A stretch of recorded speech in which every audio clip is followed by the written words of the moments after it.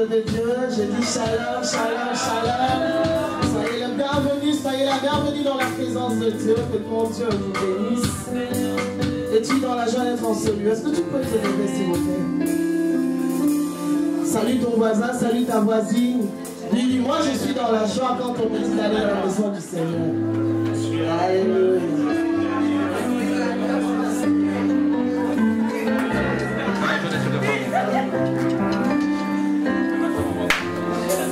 Alléluia, je suis dans la joie. Je suis toujours dans la joie. Quand il s'agit de Dieu, je suis toujours dans la joie. J'espère que c'est ton cas aussi. Alléluia. Merveilleux Jésus, merveilleux Seigneur. Entrer dans ta présence libre pour t'adorer, pour te louer, c'est une grâce. C'est un privilège éternel. Nous aimons ta présence parce que nous savons que lorsque tu es là, il y a la vie. Nous aimons ta présence parce que lorsque tu es là, il y a la paix. Tout autour de nous, toutes les choses se transforment, Papa, à cause de ta présence. Seigneur, dis un mot pour ce culte. Parle-nous, oriente-nous, Seigneur. Nous ne voulons pas faire les choses par nous-mêmes, éternel. Mais nous voulons faire les choses selon toi, selon ce que tu attends de nous, Yahweh. À ton nom, donne gloire. Au nom de Jésus. Alléluia. Je me réjouis dans le nom du Seigneur.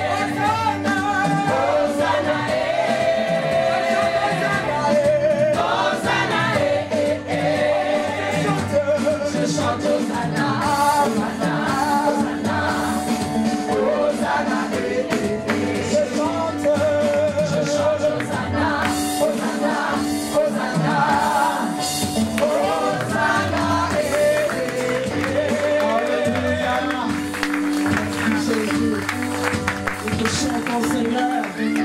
Nous te louons de tout notre cœur. Nous savons les choses que tu as en ce lieu, Seigneur. Nous savons les choses que tu as en ce lieu, Seigneur. Afin que ton peuple puisse élever la voix et dire que l'Éternel est en ce lieu. Je ne le savais pas, maintenant que je le sais, mon âme soupire après l'Éternel pour l'adorer. Alléluia. Laisse-moi, oh papa, reçois, Seigneur. Reçois, Seigneur. Reçois l'adoration que la porte t'offre à ce temps. Oh Seigneur, je suis, papa. Oh Seigneur, accepte, papa. Agrée, Seigneur, tu crois. L'adoration pleine dans le cœur.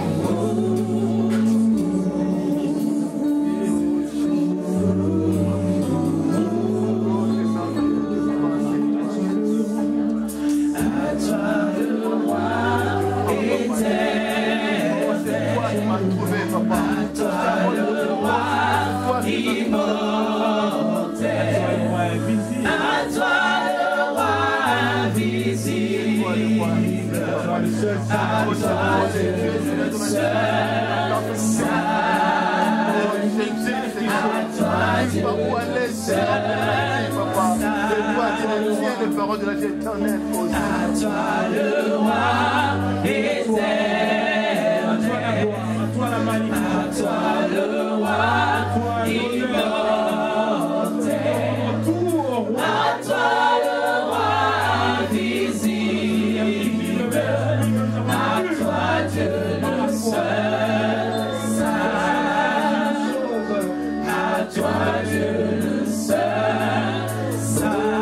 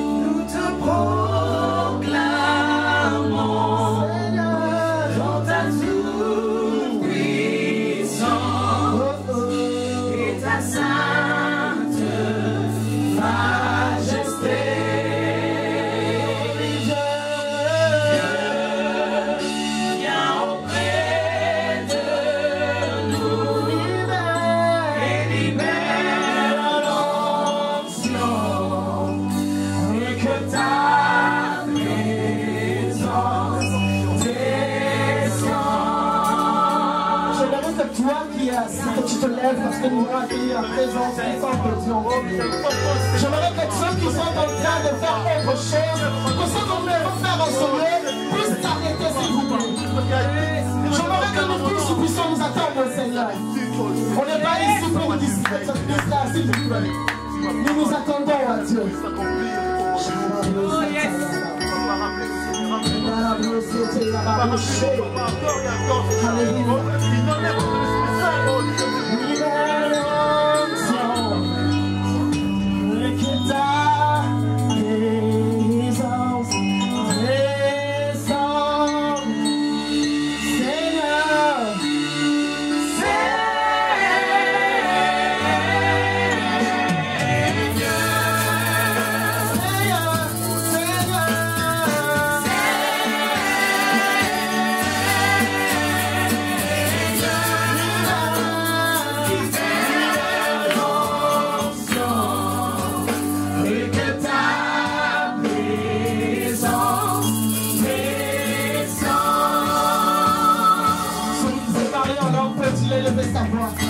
Celui qui s'est parlé en notre langue, peux-tu élever sa voix?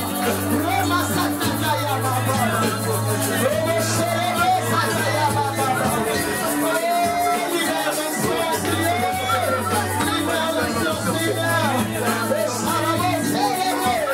Et la voix Sataya Baba. Lance-toi, l'Éternel. Et que toi tu parles, Yahweh. Que là tu donnes, tu es que toi tu parles, Yahweh. Oh, Shabarabra Sataya Baba.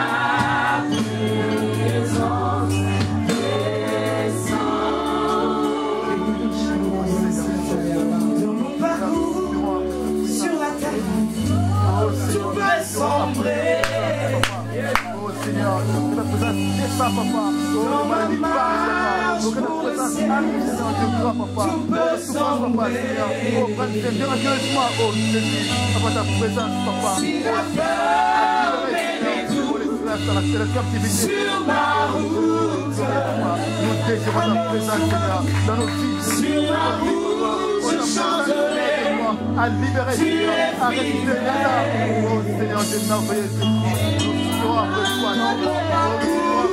sur la terre, tout peut sombrer. La présence que nous désirons ardemment, oh Dieu. Dans la marche pour le ciel, tout peut sombrer. Si la peur me détourne sur ma route, je chanterai, tu es fidèle. Dans mon parcours, sur la terre,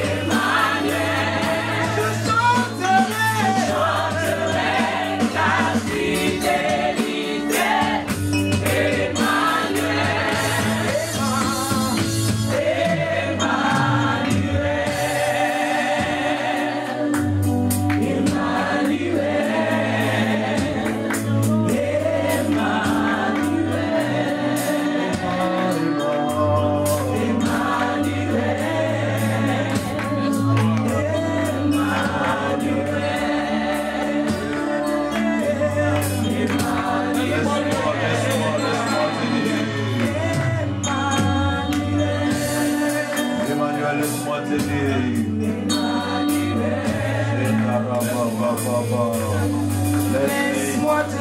Let me tell you, oh Lord, que je t'aime. I love you more. Let me tell you, Lord, you are my Lord and my Savior.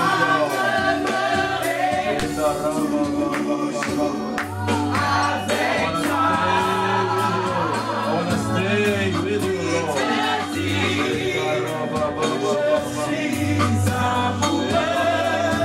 fell in love with you, Lord. Stay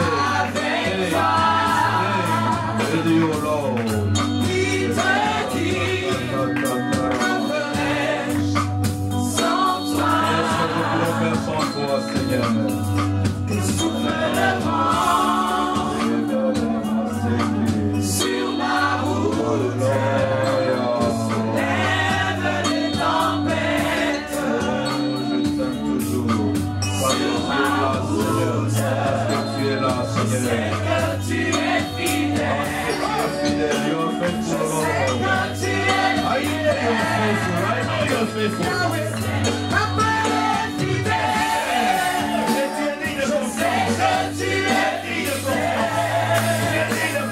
Parce que tu es fidèle. Je sais que tu es fidèle. Alléluia. Je sais que tu es fidèle. On peut acclamer celui qui est fidèle. Acclame celui qui est fidèle. Acclame celui qui est fidèle.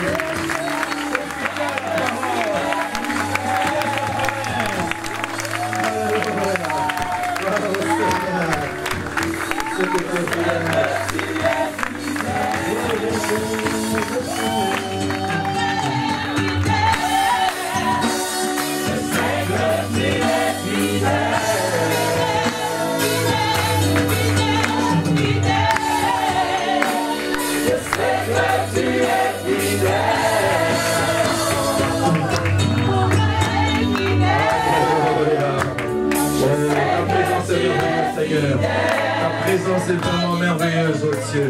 Tu es digne de confiance, oh Dieu. Tu es digne de confiance, Seigneur. Nous pouvons te faire confiance. Voilà pourquoi nous venons dans ta présence, oh Dieu. Oui, nous voulons tourner nos regards vers toi, Seigneur. Et maintenant, nous voulons aussi tourner nos oreilles vers toi, Seigneur. Merci pour l'instruction que tu as prévue pour ce midi, Seigneur. Merci pour la parole que tu as ointe aujourd'hui encore pour ton peuple. Merci pour le canal que tu t'es choisi, ô Dieu. Que l'huile sainte coule sur sa tête, ô éternel Dieu de gloire. Merci pour ce peuple nombreux que tu as convoqué de quatre coins de l'horizon, Seigneur, de ce pays, de cette ville, Seigneur, et à qui tu as destiné les paroles spécifiques qui vont faire du bien, oui, qui vont montrer encore le chemin afin que nous puissions vivre avec toi lorsque tu viendras nous chercher. Nous savons, éternel Père, que tu feras du bien encore aujourd'hui. C'est dans le nom précieux, miraculeux de Jésus que nous avons ainsi prié. Nous disons Amen. Nous acclamons le Seigneur et nous reprenons nos places. Gloire au Seigneur. Gloire au Seigneur. Le thème que nous allons partager ce midi, que nous avons partagé cet avant-midi et ce midi encore, s'intitule comme suite: la fin d'une chose vaut mieux que son commencement. La fin d'une chose vaut mieux que son commencement. C'est un texte, une phrase qui est tirée dans les livres d'Ecclésiaste, chapitre 7, verset 8, c'est la première partie. Mieux vaut la fin d'une chose que son commencement, mieux vaut un esprit patient qu'un cœur hautain, disait l'Ecclésiaste. Et ce midi, nous allons exploiter juste la première partie: la fin d'une chose vaut mieux que son commencement. Je rends donc grâce au Seigneur pour cette opportunité qu'il nous donne encore de pouvoir partager avec vous ce midi encore sa parole, qui est sa pensée. Je crois et je l'espère qu'elle est destinée à quelqu'un ce midi, que cette parole est destinée à quelqu'un en ces lieux. Donc si tu as été convoqué spécialement en ces lieux, c'est vraiment pour écouter cette parole. Et vous avez vos Bibles ce midi. Je vais vous inviter à lire dans le livre de 1 Roi, le chapitre 3. Nous commencerons cette longue lecture à partir du verset 3, 1 Roi 3, à partir du verset 3. Ma Bible à moi me dit ceci: Salomon aimait l'Éternel et suivait les coutumes de David, son père. J'aimerais que nous puissions lire cette première phrase ensemble. Salomon aimait l'Éternel et suivait les coutumes de David, son père. 1, 2, 3. Salomon aimait l'Éternel et suivait les coutumes de David, son père. Une dernière fois. Salomon aimait l'Éternel et suivait les coutumes de David, son père. Seulement, c'était sur le haut lieu qu'il offrait des sacrifices et des parfums. Entre parenthèses, je dis, c'était normal parce qu'à ce moment-là, le temple n'avait pas encore été bâti, donc on n'avait pas encore construit le temple, et le tabernacle de Dieu, oui, s'est retrouvé au haut lieu des Gabaon. C'est là qu'il était stocké, c'est là qu'il était stationné en attendant que l'on puisse construire le temple où on allait amener le tabernacle de Dieu. Et donc il était donc à Gabaon. Verset 5, à Gabaon, donc là où on allait pour offrir à l'Éternel les holocaustes, à Gabaon, l'Éternel apparut en songe à Salomon pendant la nuit, et Dieu lui dit: demande ce que tu veux que je te donne. Salomon répondit: tu as traité avec grande bienveillance ton serviteur David, mon père, parce qu'il marchait en ta présence dans la fidélité, dans la justice et dans la droiture de cœur envers toi. Tu lui as conservé cette grande bienveillance et tu lui as donné un fils qui est assis sur son trône, comme on le voit aujourd'hui. Maintenant, Éternel, mon Dieu, tu as fait régner ton serviteur à la place de David, mon père, et moi, je ne suis qu'un jeune homme. Je n'ai point d'expérience. Ton serviteur est au milieu du peuple que tu as choisi, peuple immense, qui ne peut être ni compté ni dénombré à cause de sa multitude. Accorde donc à ton serviteur un cœur intelligent pour juger ton peuple, pour discerner le bien et le mal. Car qui pourra juger ton peuple, ce peuple si nombreux?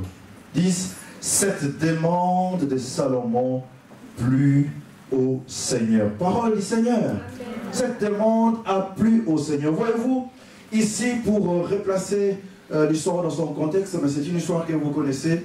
David, l'homme selon le cœur de Dieu, a donc régné sur Israël pendant le temps de son règne, 40 ans, 7 ans avant, et puis 32 ans sur tout Israël. Oui, le Seigneur a permis à ce qu'il puisse terminer son mandat, son séjour sur la terre, et il a donc rappelé vers lui. David est donc mort, et c'est son fils Salomon qui reprend le règne, et il a été oint par Sadoc, et il a donc repris le flambeau, et là il se retrouve en face d'un grand défi. Et j'aime bien sa sincérité parce qu'il se rend compte que ce n'est pas facile. Le défi auquel il doit faire face est très grand. Et il en est conscient. Il est conscient que le peuple est très grand. Il est conscient que la fonction royale est une fonction complexe. J'imagine qu'il observait son père David, alors qu'il était aux affaires, lui en tant que fils, il regardait et il se rendait compte combien la tâche était difficile. Et maintenant, son père est mort, c'est lui qui est appelé aux affaires. Et j'aime bien l'introduction de la lecture. On dit que Salomon aimait l'Éternel et suivait les coutumes de David, son père. Et alors, à ce moment-là, la Bible nous dit, alors offrir à Gabaon, là où s'est trouvé le tabernacle de Dieu, oui, un jour le Seigneur il est apparu en songe, et en songe il a dit: demande-moi ce que tu veux que je te donne. Et Salomon a fait preuve d'une très grande prudence, d'une très grande prévoyance, que très peu d'entre nous auront aujourd'hui. Je pense que si le Seigneur m'apparaissait en songe et me disait: Demande-moi ce que tu veux que je te donne. Oui, peut-être que j'allais demander de l'argent. Peut-être que j'allais demander des richesses. Peut-être que j'allais demander, oui, autre chose. Que mes ennemis deviennent directement mes marchepieds. Que je marche sur eux. Que je piétine sur mes ennemis. Que je brille. Mais voilà, ce monsieur, ce jeune homme, voici, qu'il demande autre chose. Il demande plutôt l'intelligence. Il demande la sagesse. Parce qu'il était conscient que les enjeux qui l'attendaient étaient tellement de taille et qu'il demandait, qu'il avait vraiment besoin d'un esprit d'intelligence et un esprit de sagesse. Et voici ce que l'Éternel lui dit.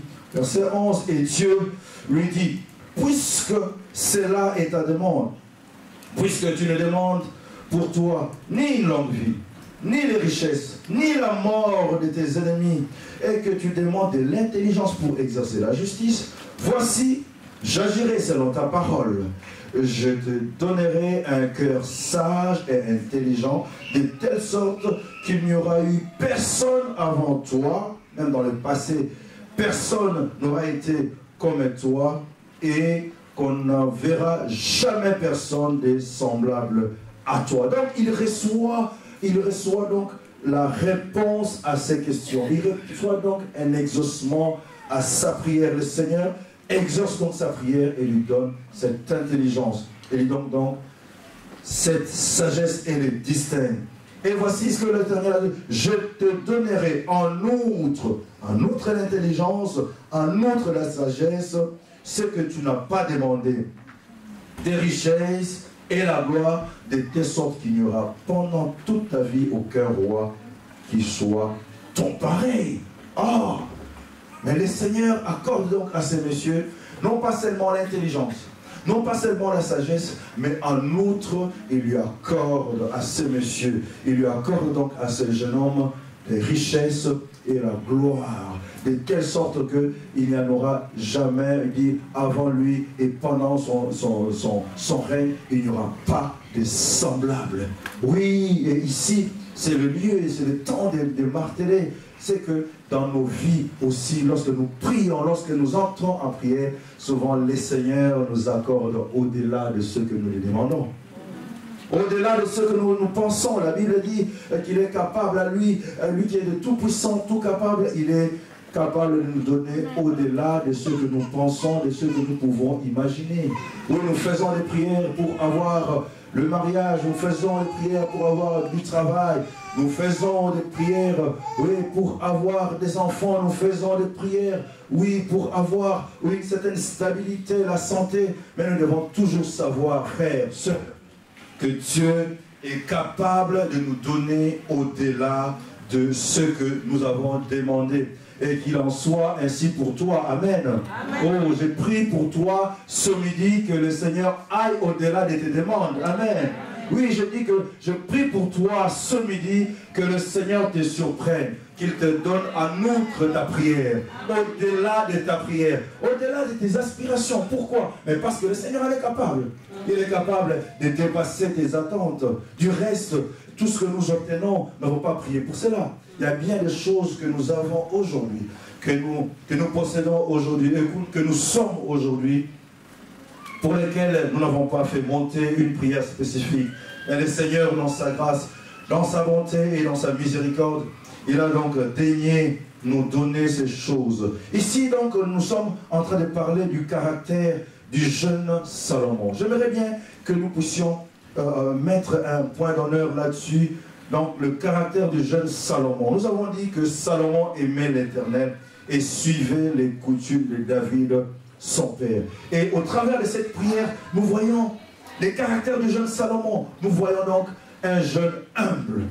Nous voyons de l'humilité au travers de cette prière. Ça veut dire qu'il reconnaît ses limites, qu'il reconnaît la complexité de la tâche, qu'il reconnaît que le challenge est tellement grand. Il reconnaît que le défi est très difficile à relever. Prendre la place de son père et diriger ce grand peuple. Oui, le jeune homme est humble. Il le reconnaît. Oui, on reconnaît, on voit aussi au travers de cette prière, son humilité et son attachement à Dieu, son attachement indéfectible à Dieu, le Tout-Puissant, reconnaissant que c'est Dieu qui peut donner. Et l'on voit aussi la référence aux alliances, la référence à l'alliance de son père David, car il invoque Dieu en se référant à l'alliance, en se référant à David, son père. Là, on voit aussi la capacité donc, de se référer à l'alliance qui est la parole de Dieu.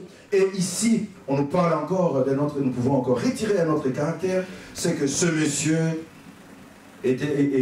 vivait une vie de l'adoration. Oh, il aimait bien l'adoration, il aimait bien donc la prière. Au travers de ceci, il y a plusieurs littératures. Je suis déjà allé une fois au FNAC, ou à la FNAC, je ne sais pas qu'est-ce qu'on dit, oui, pour voir des livres. Et j'ai vu tout un rayon où on parle de ce personnage, cette personne qu'on nomme Salomon. Le nombre de livres et d'ouvrages qui lui ont été consacrés, où les gens, au travers de sa vie, au travers de ses écrits, qui ont tiré des leçons pour devenir aussi grand, devenir aussi riche ou devenir aussi intelligent. Et si je peux en tirer quelques-unes des leçons, je dirais l'humilité, l'attachement indéfectible à Dieu, la référence aux alliances et à la parole de Dieu, la vie de l'adoration, parce que ce monsieur Salomon, et même la Bible dit qu'il allait adorer à Gabaon où se trouvait l'arche de l'Alliance, il allait pour offrir les holocaustes et la vie de prière. Voici les leçons que nous pouvons tirer au travers de cette personne. Et la Bible nous dit qu'il a donc été exaucé par les seigneurs. Et ce qui nous intéresse aussi, ce verset 14, on dit là, c'est Dieu qui parle et dit, si tu marches dans mes voies, en observant mes lois et mes commandements, comme l'a fait David, ton père, je prolongerai tes jours. Je prolongerai tes jours. Ici est le lieu de rappeler que lorsque le Seigneur donne des promesses, lorsque le Seigneur donne des bénédictions, ces bénédictions sont toujours liées à une condition. Toujours liées à une condition. Nous allons souvent dans le livre de Deutéronome où nous aimons une litanie ou une liste de bénédictions auxquelles nous disons toujours Amen. Tu seras la tête et non la queue, tu prêteras à plusieurs, tu n'emprunteras pas, tu feras ceci, tu feras cela, tu seras toujours le premier et non le dernier. Mais nous omettons souvent la condition liée à cette liste de bénédictions. Si tu obéis, si tu obéis, cela est inhérent, il est collé. Donc les bénédictions de Dieu sont toujours conditionnées. Il dit, si tu marches dans mes voies, en observant mes lois et mes commandements, comme l'a fait David de ton père. Cela a été donc lié. Les bénédictions et les exaucements de la part du Seigneur, disais-je, étaient liés par rapport à son obéissance. Et voilà donc nous voyons ce jeune homme qui est béni, qui est visité par Dieu, comme jamais auparavant. Et dans la Bible, nous voyons la description de la position qu'il avait occupée, la sagesse de Salomon et son grand renom, qui sont la réponse à la prière qu'il avait faite à Dieu. Chapitre 3, verset 29. La Bible dit, Dieu donna à Salomon de la sagesse, une très grande intelligence et des connaissances multiples comme les sables qui est au bord de la mer. Voici ce que le Seigneur lui donne. Une sagesse et une intelligence, des connaissances multiples. Ça veut dire dans plusieurs domaines, le monsieur avait la connaissance. Il avait la sagesse, verset 30. La sagesse de Salomon surpassait la sagesse de tous les fils de l'Orient. Ah, ici j'aimerais bien préciser, lorsque nous parlons des fils de l'Orient, lorsque nous prenons la carte d'Israël, nous voyons qu'en Orient, à l'Orient, donc ça veut dire à l'est d'Israël, nous voyons des pays comme la Jordanie et plus loin l'Irak et plus loin encore l'Iran. Et nous voyons que tous ces pays-là, lorsque nous repositionnons sur le plan historique, c'était ce qui était occupé jadis par la Babylonie. Et la Bible nous dit combien il y avait de sages là en Babylonie, combien il y avait de mages, de personnes qui connaissaient les astrologues, les gens qui maîtrisaient les sciences de toutes sortes. Oui, en lisant le livre de Daniel, nous voyons combien il y avait des sages là-bas. En lisant le livre d'Esther, nous voyons combien il y avait des sages de ce côté-là. Et lors de la naissance de Jésus, on nous parle, on nous dit qu'il y a eu 3 mages, c'est-à-dire 3 hommes intelligents, qui sont venus d'Orient. Et de l'Orient d'où ils sont venus, eux qui, pour nous démontrer la sagesse et l'intelligence qu'ils avaient, voyez-vous, les Juifs qui étaient en Israël, qui allaient chaque jour, chaque semaine au temple pour adorer, ils cherchaient le Messie. Ils vérifiaient dans les Écritures, ils cherchaient, ils priaient, ils soupiraient après le Messie. Mais cependant, quand le Messie est venu, ils ne sont pas au courant. Et pourtant, toute leur vie, ils scrutent les Écritures. Ils aspirent au Messie. Ils aspirent à la vie du Messie, à la venue du Messie. Mais comment ça se fait? Le Messie vient de naître, mais ils ne sont pas au courant. Mais pourtant, de leur vie, les scribes, les docteurs de la loi, les gens qui ont la maîtrise de la loi de Moïse, ils passent leur temps dans la méditation, dans la recherche, dans la vie du Messie. Mais le Messie est venu, ils ne sont pas au courant. Mais pourtant, leur vie a été fondée sur la recherche de la vie du Messie. Et on voit que les gens qui sont venus de l'Orient, et ils avaient su, parce qu'ils étaient intelligents, parce qu'ils étaient sages. Et ils sont même venus dans la maison du roi pour dire qu'il y a un Messie, un roi qui vient de naître, qui est né. Mais le roi n'était même pas au courant. La preuve pour montrer qu'il ne prenait pas la chose au sérieux, il dit, allez-y chercher. Et si jamais vous trouvez, revenez quand même, nous prévenir. Parce que la chose les dépassait, ils ne voyaient plus la pertinence. Mais ici, la Bible nous dit que la sagesse de Salomon surpassait la sagesse de tous les fils de l'Orient. Et toute la sagesse des Égyptiens. Parlons de la sagesse des Égyptiens, de l'intelligence. La sagesse, c'est l'intelligence appliquée aux choses de la vie. La sagesse, c'est une intelligence appliquée, que tu appliques dans les choses. Oh, ces gens, les Égyptiens, étaient capables de construire des pyramides. Mais pour construire des pyramides, il faut avoir la maîtrise de plusieurs sciences. Il faut maîtriser la trigonométrie. Il faut maîtriser la géométrie des manches. Il faut maîtriser l'architecture. Il faut maîtriser le béton armé. Les gens qui font 5 ans pour étudier les bétons armés. Mais eux, ils en avaient la maîtrise. La preuve. Ils ont construit des choses depuis des millénaires, mais qui tiennent jusqu'à aujourd'hui. Des millénaires après millénaires, aujourd'hui encore. Les pyramides ne s'écroulent pas. Les gens, les contemporains sont encore capables d'aller dans les pyramides, entrer y faire des explorations. Mais ces bétons tiennent.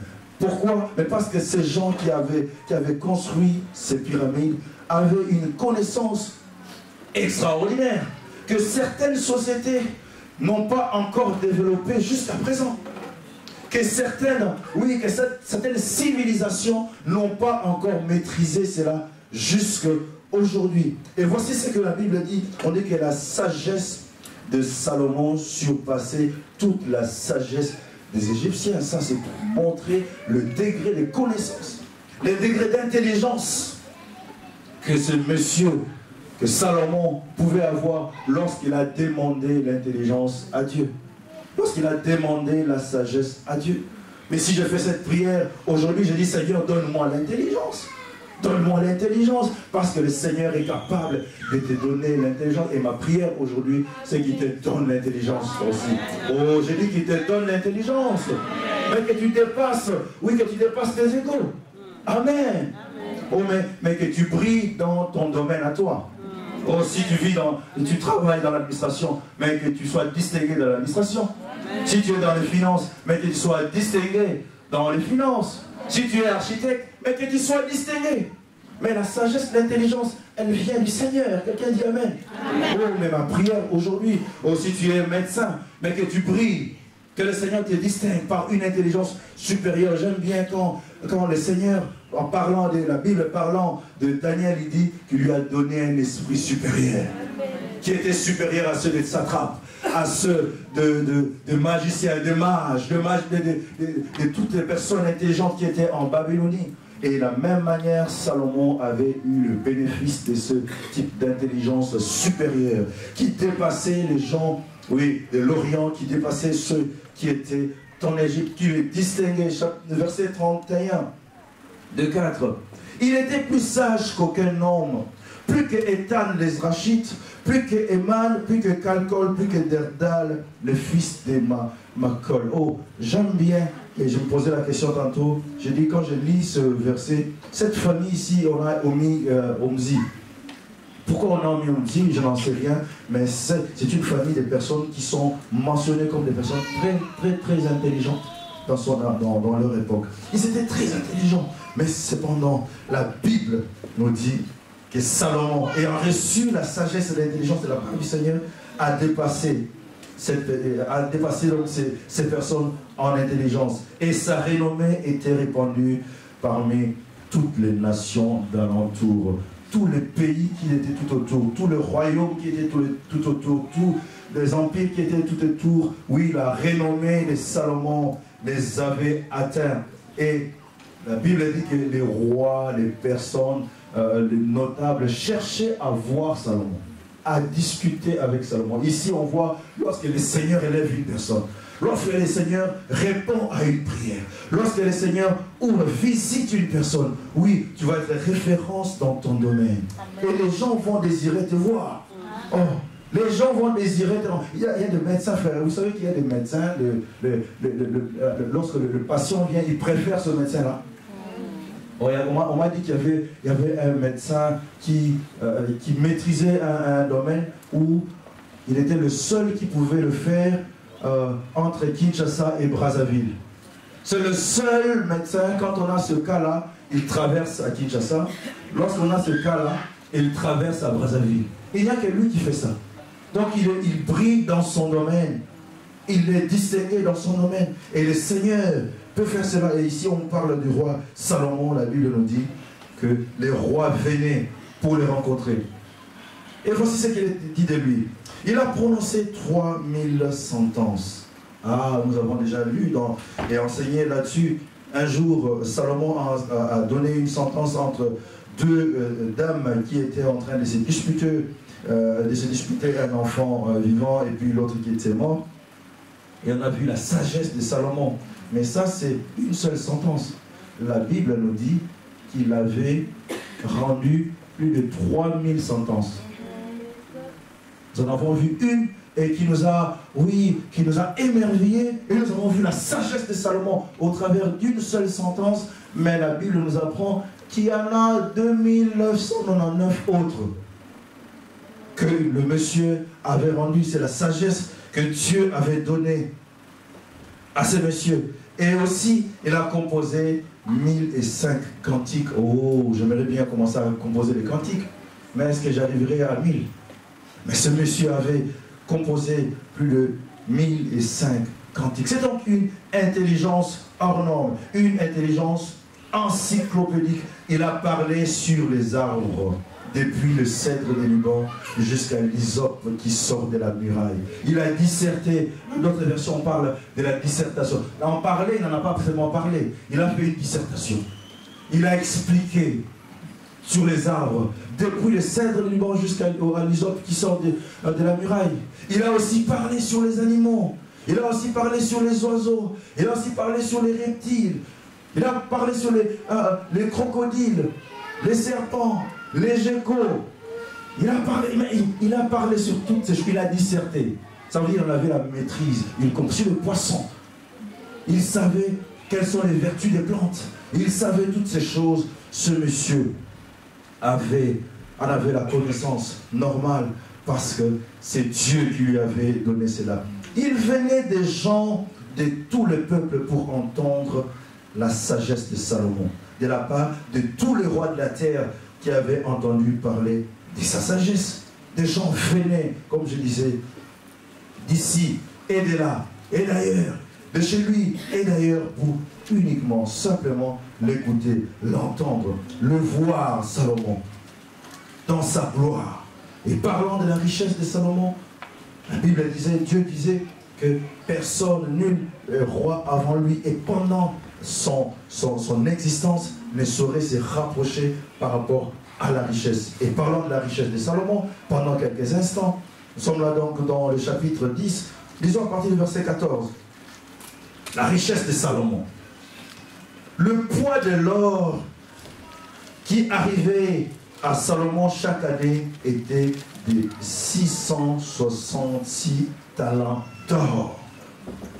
Par année, 666 talents d'or. Et j'ai tenté hier de vouloir convertir cela, on parle des talents, j'ai tenté de convertir cela en poids, en unité de poids de nos jours, dans un kilogramme. Et j'ai trouvé que dans certaines versions, comme la Bible Semeur 21, il parle de 20 tonnes d'or par an. Ah, 20 tonnes d'or par an. Et cela, s'il vous plaît, sans compter, il dit ici, outre ce qui retirait des négociants et du trafic des marchands, de tous les rois d'Arabie et des gouverneurs du pays. Donc le 20 tonnes d'or annuel ne comptait pas ce qu'il retirait du commerce. Ceci ne comptait pas ce qu'il retirait des marchands, de ceux qui faisaient le trafic, des droits de douane ou des tribus qu'il retirait des rois d'Arabie et de ses gouverneurs. Et hier soir, je me suis amusé de devoir calculer avec le taux d'aujourd'hui, le taux d'hier, pour voir combien ce monsieur, pour convertir en euros, pour que je me mette une idée, plus ou moins c'était combien par an, le budget de ce monsieur. Voilà ce que j'ai trouvé. Ça c'est le taux d'hier, en or. Donc, le taux d'hier c'était 39 310 par kilo, par tonne d'or. Et alors là, nous avons 20 tonnes, ça fait par année, il y aura 646 200 000 euros annuels. J'ai dit, sans compter ce qu'il retirait des tribus et des trafics. Et ceux qui calculent en dollars, ça ferait 865 820 000 dollars annuel, sans compter ce qui reste. Voilà là où le Seigneur, lorsque le Seigneur a répondu à sa prière, là où il a amené donc ce jeune homme. Et ce monsieur, nous avons dit ses caractères. Au départ, lorsqu'il commence sa vie, il était humble, il suivait ce que David, son père, lui avait montré. Et l'on dit ici, donc, il y avait un exemple d'humilité, d'attachement à Dieu, des références à l'alliance, aux alliances, et une vie d'adoration, parce que c'était un adorateur. Et il aimait la prière, parce que c'est au travers de la prière qu'il a été visité. Ainsi, donc, c'est un modèle. Si je veux suivre un modèle, je pourrais donc suivre ce modèle. Être humble, être quelqu'un qui fait référence à la parole de Dieu, qui est attaché à la parole de Dieu, être une référence, oui, dans la parole, être attaché à Dieu, aimant l'adoration et aimant la prière. C'était un modèle, c'est un modèle pour moi. Voilà ce que peut faire la vie de la prière, attachée à la prière, où le Seigneur a pu donner à cette personne des grandes richesses. Là, nous avons parlé de l'or. Mais cependant, à part l'or, la Bible nous parle aussi en termes de vêtements. Je disais que la Bible nous parle en termes de vêtements. Lorsque nous lisons Luc chapitre 12, verset 27, on parle aussi à Matthieu, à partir de Matthieu 6 et Matthieu 7, alors que Jésus-Christ est sur la terre. Il est en train de nous parler, il dit, ne vous inquiétez de rien. Pourquoi vous vous inquiétez de ce que vous allez manger, de ce que vous allez boire, de ce que vous allez vous vêtir? Et voilà la référence que Jésus-Christ fait en termes de vêtements. Il dit, Salomon même, observez les listes, voyez, Salomon même dans toute sa gloire n'a pas pu se vêtir comme ces listes. Ah, mais je comprends que le Seigneur Jésus-Christ prend comme référence en termes d'habits, en termes de vêtements, en termes de style, en termes de fashion. Il prend référence, c'est Salomon qui était la référence. Jésus, donc, lorsqu'il est en train de parler des habits, de l'élégance, pour lui, la référence, c'est Salomon. Il dit Salomon même dans toute sa gloire n'a pas pu être vêtu comme l'un d'eux. Mais ici, moi, ça m'intéresse que la référence de Christ, le Messie, lorsqu'il fait la référence par rapport à l'élégance vestimentaire, c'est donc Salomon. C'est donc quelqu'un qui a réussi aussi dans le vêtement, qui a réussi dans l'intelligence, qui a réussi dans l'argent, qui était stable parce qu'il a obéi, parce qu'il marchait selon les prescrits de ce que son père David lui a laissé. Verset 23. Le roi Salomon fut plus grand que tous les rois de la terre par les richesses et par la sagesse. Ah, ici m'amène à faire une remarque. Oh, quelques personnes que nous voyons souvent, oui, il y a des personnes qui ont réussi sur le plan de l'argent. Ils ont de l'argent. Quand tu regardes, tu sens qu'il est à l'abri du besoin. Il y a des personnes qui sont à l'abri du besoin. Ils ont de l'argent. Mais si tu lui prêtes seulement ton oreille, tu discutes un peu avec lui, oh, il ne comprend rien du tout. Mais il n'est pas intelligent. Disons-le clairement, mais poliment. Il y a d'autres mots pour dire ça. Mais je ne vais pas employer ces mots. Non, il n'est pas intelligent. Il est dépourvu d'intelligence. Mais il a l'argent. Il a beaucoup d'argent. Ah, j'ai dit, mais j'aimerais bien. Mais bon, pas son intelligence. Non, pas ses niveaux. Tu lui parles de A, il est déjà XY. Tu lui parles de ceci, il comprend tout à fait autre chose. Tu peux répéter les choses 2, 3, 4 fois, il n'a rien saisi. Le lendemain, il vient te reposer la même question. Oh là là, mais il a l'argent, il a réussi. Et au contraire, il y a d'autres personnes très intelligentes qui comprennent rapidement, qui ont des solutions, qui savent faire des propositions. Mais il n'a rien. Il n'y a pas d'argent. Donc quand tu regardes son intelligence, tu dis, ah Seigneur, j'aimerais bien être comme lui, capable de comprendre, de saisir, lui rapidement. Mais en termes financiers, non, pas comme lui quand même. Il est toujours dans les besoins, toujours dans les besoins. Et Salomon fait une référence, la preuve qu'on peut réussir dans le deux. Amen. On peut avoir de l'argent, être à l'abri du besoin et être aussi intelligent. Oh, mais telle est ma prière, Seigneur, mais que j'aille les deux. Et puisque dans la Bible nous avons une référence, Seigneur, fais-moi de cette personne intelligente, mais aussi à l'abri du besoin. Mais cela est possible que d'avoir de l'argent, qu'être à l'abri du besoin et aussi être intelligent. Et ma prière, qu'être à l'abri du besoin et aussi être intelligent. Et ma prière ce midi, c'est que le Seigneur te donne la capacité de comprendre rapidement. Oh, j'ai dit qu'il te donne la possibilité de comprendre rapidement. La capacité de saisir rapidement. Et de donner de bonnes réponses. Oh, parce qu'il y a des gens qui ne savent pas donner de bonnes réponses. Ou alors, s'ils donnent de bonnes réponses, la réponse vient très tard. Il y a des situations, pour décider, il n'a pas pu se décider. La situation est déjà passée. Mais après le lendemain, il va, j'ai trouvé, oh, mais c'est déjà passé. Il y a des étudiants qui n'ont pas la capacité de donner de bonnes réponses au bon moment. Il est devant la feuille, et la réponse ne vient pas. Mais lorsque la réponse est venue, on a déjà arraché les feuilles. Parce que le délai, la durée, le timing est déjà passé. C'était un examen d'1 heure. Mais ta réponse est arrivée 3 heures plus tard. Tu es dans le métro, tu es dans le tram. Ah, j'ai compris tard. Tu es dans le métro, tu es dans le tram. Ah, j'ai compris. Non, j'ai compris. Là, il fallait diviser par 2 et garder 3. Et puis x est égal à 6. Ah, mais c'est trop tard, tu es dans le métro. On a déjà retiré le feuille. Ah, mais c'est trop tard, tu es dans le métro. On a déjà retiré le feuille. La capacité de comprendre. Oui, oui, tel sera ton témoignage. Oui, tel sera ton témoignage. La capacité de saisir. Oui, tel sera ton témoignage. Oui, la capacité de donner de bonnes réponses rapidement. Tel sera ton témoignage. Oui, tel sera ton héritage. Oui, je prie et je prophétise. Je voudrais, ô éternel Père, que dans cette assemblée qui est des étudiants, des élèves, ou ceux qui travaillent, la capacité de saisir rapidement, de comprendre, on t'explique une situation, tu comprends. Et tu dis, voici le problème et voilà la solution. Amen. Et rapidement, telle est l'intelligence que le Seigneur peut donner. Et cette personne, Salomon, qui marchait avec Dieu, voici ce que le Seigneur lui a donné. 24. Tout le monde cherchait à voir Salomon. Normal. Après, une personne tellement décrite de cette manière, je comprends pourquoi je vais le voir. Et moi, si je vivais dans son époque, j'aurais bien voulu le rencontrer. Tout le monde cherchait à voir Salomon pour entendre la sagesse que Dieu avait mise dans son cœur. 25.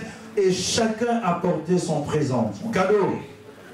Des objets d'argent, des objets d'or, des vêtements. On comprend pourquoi il était très bien vêtu. Des armes, des aromates, des chevaux et des mulets. Et il en était ainsi. Chaque année, le régime ne baissait pas.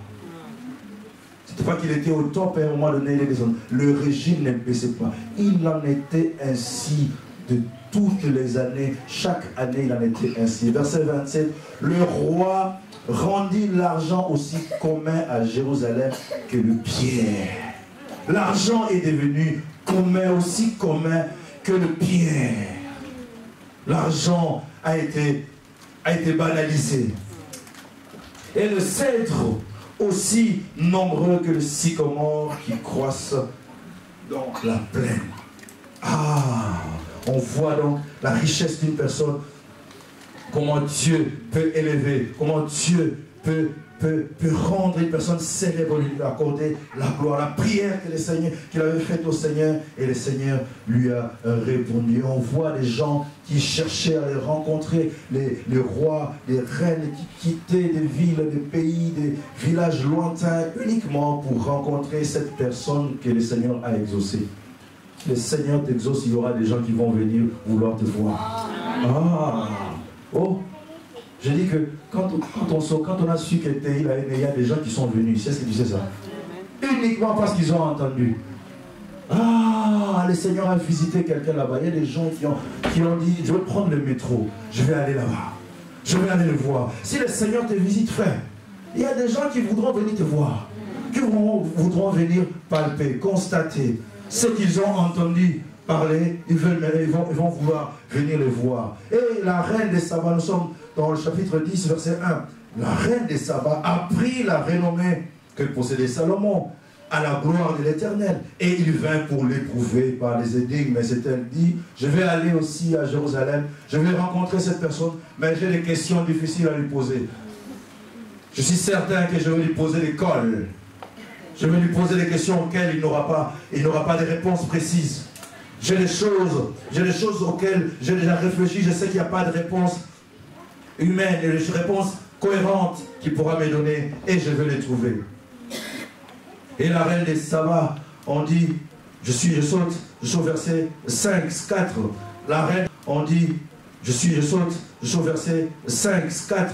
La reine des Saba vit toute la sagesse de Salomon et la maison qu'il avait bâtie. 5.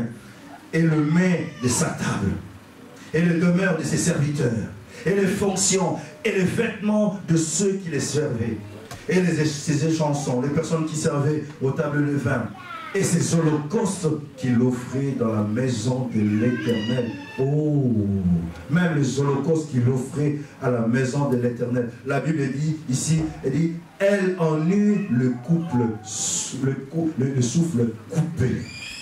Elle a été étonnée par ce que le Seigneur pouvait faire au travers de cet homme. Il voyait le mets de sa table. Il voyait comment étaient habillés ses serviteurs. Il voyait le logement de ses serviteurs. On a souvent des petites maisonnettes qu'on appelle des bohéries.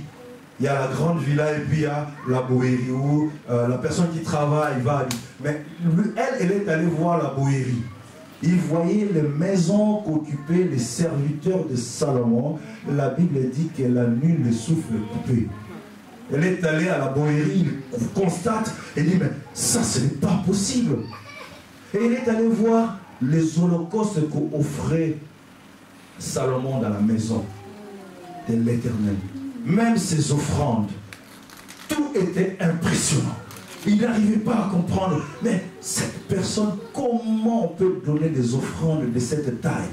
Comment on peut offrir des holocaustes de cette taille, de ce nombre, de ce montant? La Bible dit, elle en eut le souffle coupé, elle en perdu le souffle. Elle dit au roi, c'est donc vrai ce que j'ai appris dans mon pays au sujet de ta position et de ta sagesse. Verset 7. Je ne le croyais pas avant d'être venu et d'avoir vu de mes yeux. Et voici, on ne m'a pas dit la moitié. Ah! Tout ce que l'on m'avait dit, je ne crois pas que ça égale la moitié de ce que je viens de voir. Oh, certainement, les narrateurs, ceux qui apportaient les messages, ceux qui apportaient les informations, ils exagéraient peut-être. Mais lorsque je viens de voir, je me rends compte qu'ils n'arrivaient pas, ces gens-là n'exagéraient pas. Mais ils n'ont même pas pu m'en parler de la moitié. Donc c'est une personne qui est visitée par le Seigneur. Intelligence, sagesse, gloire. Pourquoi? Parce qu'il suivait, il aimait l'Éternel et suivait, il marchait sous les voies de David, son père. Il était dans les commandements de Dieu. Il était humble, il était attaché à Dieu. Et il avait la référence à la parole et aux alliances. Il aimait l'adoration, offrir les holocaustes. Et il aimait la prière. Voilà donc cet homme. Oh, combien éloquent, combien élogieux, combien riche et visité par les seigneurs. Cependant, ce qui m'intéresse maintenant, chapitre 11, on nous parle de la fin de sa vie. Voilà ce que la Bible me dit. Chapitre 11, verset 1. Le roi Salomon aima beaucoup de femmes étrangères, outre la fille de Pharaon, des Moabites, des Ammonites, des Édomites, des Sidoniens et des Essiens. Ah! Puisqu'elle a eu beaucoup d'argent, il s'est donc permis d'avoir 700 femmes et 300 concubines. Mais l'argent le permettait. Parce qu'il en avait les moyens. L'argent le permettait de pouvoir multiplier mariage après mariage. Je me souviens toujours d'un frère qui nous amusait en parlant de ceci. Il disait, il a dit que chaque week-end, on entendait qu'il avait donné la dot ici, pré-dot là-bas, l'autre dimanche, le samedi, dot là-bas, pré-dot ici, dot là-bas, parce qu'il faut 1000.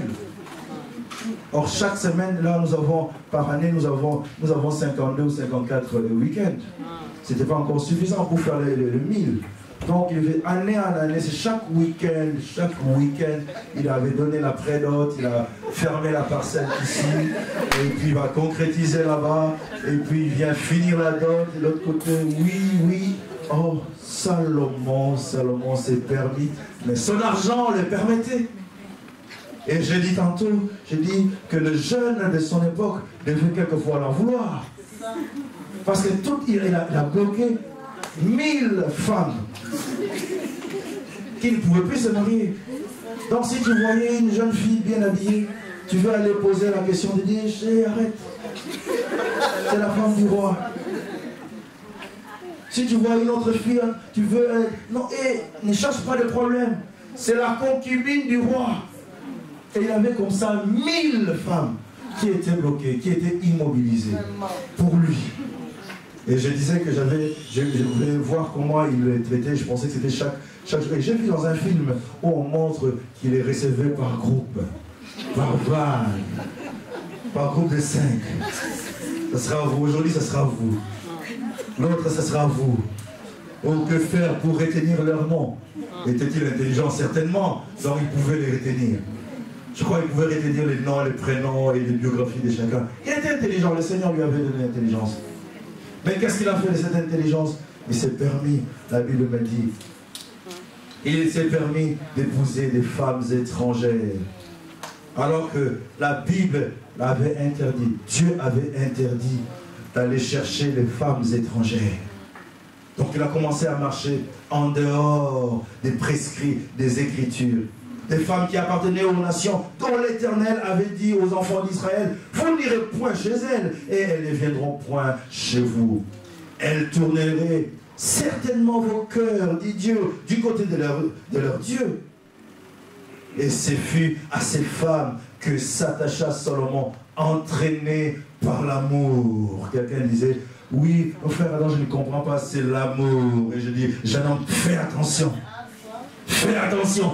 Oh, c'est par amour. C'est par amour. Toi, tu connais l'amour, toi.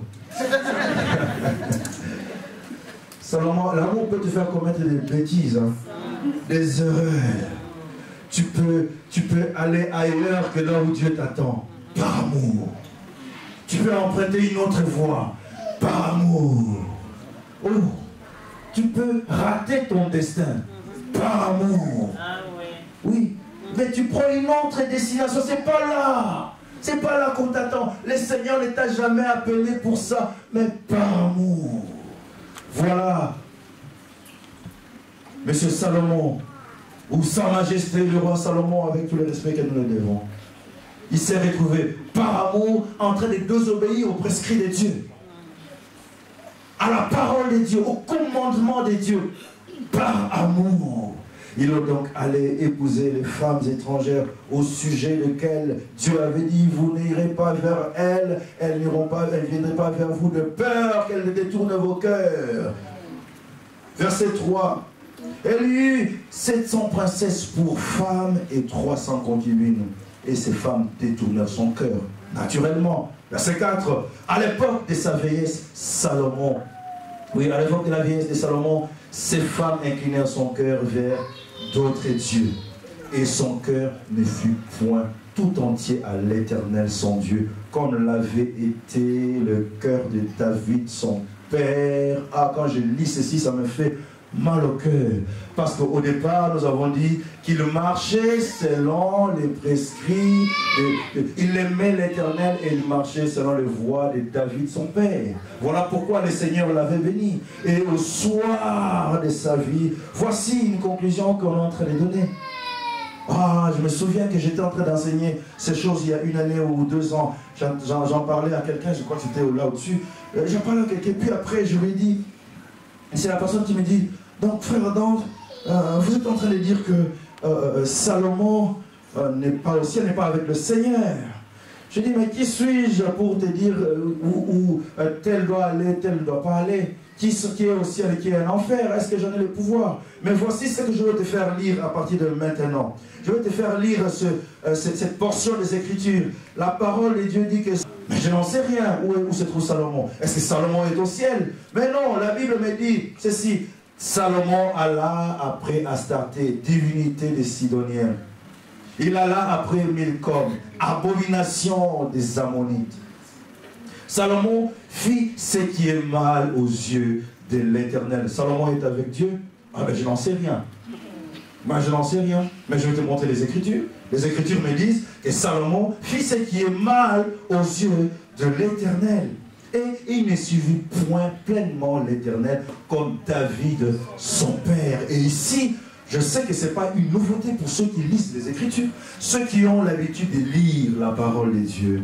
Lorsque vous lisez dans le livre des Chroniques, on nous parle de plusieurs rois, parce qu'après Salomon, le royaume a été divisé. Il y a le royaume d'Israël d'une part et le royaume de Juda d'autre part. Et lorsqu'on nous parle des différents rois, il y a à un certain moment, certains rois, on n'explique pas beaucoup sur eux. On dit seulement qu'il était fils de tel et de tel. Et il fit ce qui est bien aux yeux de l'Éternel, ou alors et il fit ce qui est mal. La seule chose, on tombe directement à la conclusion. On ne va pas expliquer tout ce qu'il a fait. On dit simplement, et il fit ce qui est bien aux yeux de l'Éternel. Et il marcha selon le voie de David, son père, ou il ne marcha pas selon le voie de David, son père. Car David est la référence dans le domaine de la royauté en Israël. Et en parlant du roi Salomon, oui, voici ce que l'on dit, la Bible dit de lui, qu'il fit ce qui est mal aux yeux de l'Éternel. Alors ne me demande pas où se trouve Salomon, il est au paradis ou il est en enfer. Oui, la Bible me dit qu'il fit ce qui est mal. Il ne suivit pas pleinement l'Éternel comme le fit David de son père. Verset 7.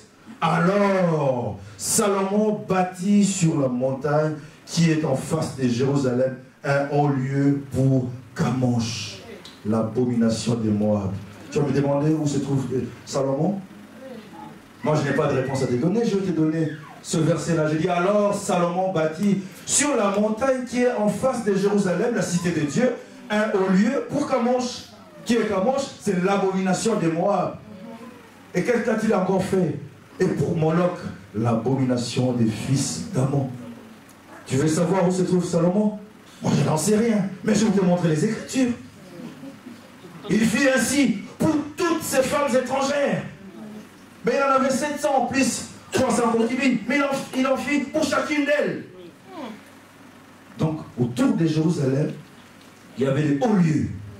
des dominations, des divinités, des divinités. Des divinités, des divinités. Tu vas me demander où se trouve Salomon, mais je n'en sais rien. Oh, est-ce que je sais la liste de toutes ces personnes qui sont au ciel ou en enfer? Je n'en sais rien. Mais je lis les Écritures, moi. Ceci est écrit. Pour chacune d'elles, il y avait des autels. Pour chacune d'elles, il y avait des autels. Oui, pour chacune d'elles, il y avait des autels. Salomon bâtit un haut lieu pour Kamosh. Il bâtit un haut lieu pour Moloch.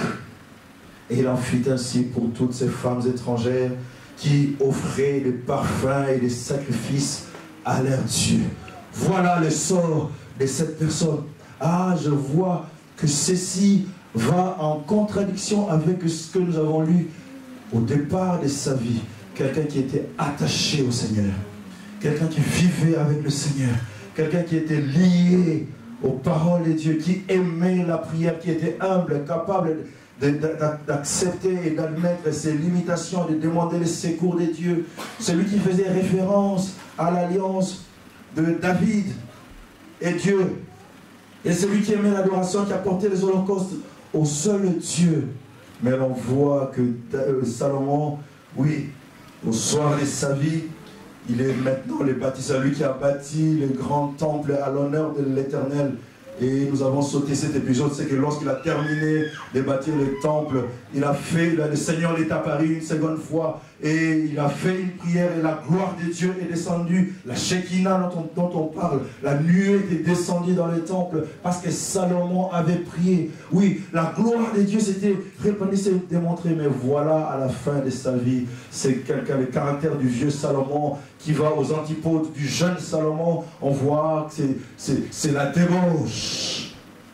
On voit donc c'est l'idolâtrie qui adore les yeux d'étrangers, qui construit maintenant, lui qui a construit les temples à l'honneur du Dieu vivant, le Dieu d'Israël. Maintenant, il a construit pour Moloch, il a construit pour Astarté, il a construit aussi pour les autres divinités de la région qui sont des démons. Il en a construit et pour offrir des parfums, offrir des sacrifices. On voit donc en clair la légèreté, oui, la capacité de minimiser les choses. Il ne voyait plus la conséquence des choses. Les choses qui étaient sacrées, il commençait à minimiser, à relativiser. Il relativisait tout. L'inconstance. Quelqu'un qui n'est pas constant, lui qui savait combien Dieu avait travaillé avec lui, combien Dieu l'avait visité. Maintenant, il va auprès d'autres dieux. Il va maintenant auprès d'autres maîtres. L'amour du monde, où lui qui a dit que je me suis privé de rien, de tout ce qui s'est fait sous le soleil. Tous les plaisirs, je me suis permis de faire tous les plaisirs de tout ce qui s'est fait sous le soleil. Oh, le vieux Salomon. Oh, le vieux Salomon. Oui, qui avait commencé attaché avec le Seigneur, mais qui finit maintenant, oui, avec toutes les autres divinités de la région. Toutes les autres divinités de la région.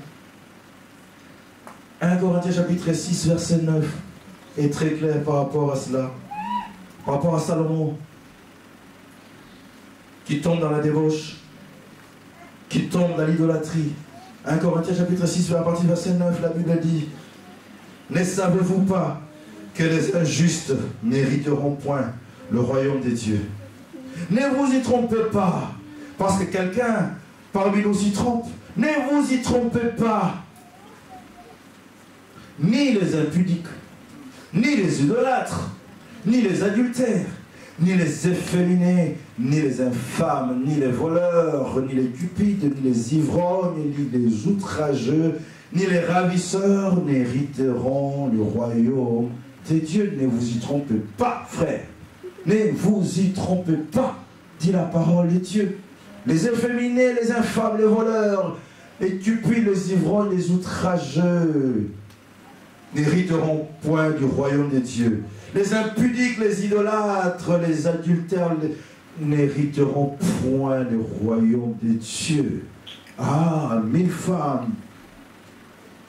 1000 femmes. Oh, un impudique avec 1000 divinités, un idolâtre. Y a-t-il un héritage? pour une personne comme ça.